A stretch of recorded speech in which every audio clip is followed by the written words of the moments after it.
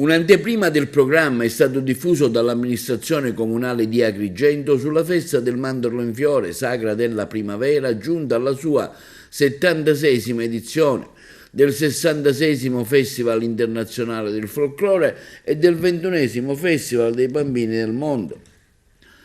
Il programma sarà definitivo non appena si definirà il budget, questo citato nel comunicato stampa a firma del sindaco Miccichè. La data di svolgimento sarà dal 9 al 17 marzo 2024. Tanti gruppi folk stranieri che prenderanno parte al Festival internazionale del folklore. Confermato il ritorno del Festival internazionale dei bambini del mondo alla sua 21esima edizione.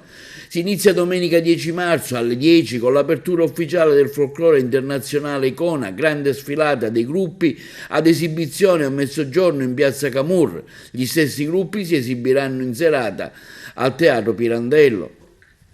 Da lunedì 11 marzo a sabato 16 in programma sfilate, spettacoli mattutine e pomeridiani lungo il centro di Agrigento dei gruppi che partecipano al festival. Al Palacongressi invece dall'11 al 14 marzo si svolgeranno gli spettacoli per le scuole. Martedì 12 marzo è uno degli appuntamenti clou della Kermesse. I gruppi alle 16:30 si riuniranno davanti alla chiesa di San Nicola, da dove con una fiaccolata lungo l'itinerario del decumano raggiungeranno il Tempio della Concordia per la tradizionale accensione del tripode dell'amicizia. Venerdì 15 marzo, al fine di consentire agli operatori turistici la vendita del pacchetto weekend ad Agrigento, abbiamo mantenuto alle 17 la fiaccolata dell'amicizia, confermata dunque il venerdì per permettere appunto a chi deciderà di assistere alla manifestazione di rimanere in città per un fine settimana. In serata alle 20:30 al Palacongressi il primo spettacolo del 66esimo Festival internazionale del folklore.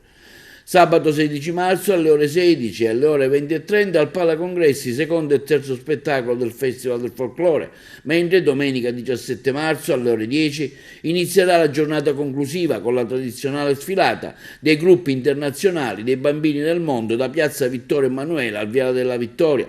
Ci saranno le bande musicali, i carretti siciliani e i cortei storici. Alle ore 14 lo spettacolo finale ai piedi del Tempio della Concordia con la proclamazione del gruppo vincitore e la cerimonia di premiazione. Lunedì 18 a Naro, dove nacque in origine la sagra, alle 10 sarà prevista una parata di gruppi folk